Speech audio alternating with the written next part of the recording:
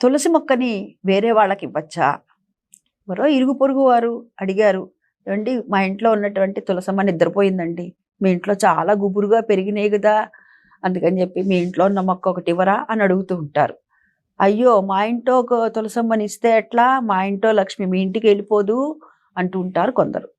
ఎప్పుడూ గూడా మనం అలా భావన చేయకూడదు. అమ్మవారు అందరికీ అమ్మవారే. యన్మూలే సర్వదేవతాని యన్మధ్యే సర్వతీర్థాని యదాగ్రే సర్వవేదాశ్చ తులసీ త్వాం నమామ్యహం. సర్వదేవతలు, సర్వతీర్థాలు, సర్వవేదాలు ఉన్నటువంటి తులసి అమ్మవారు ఆవిడ.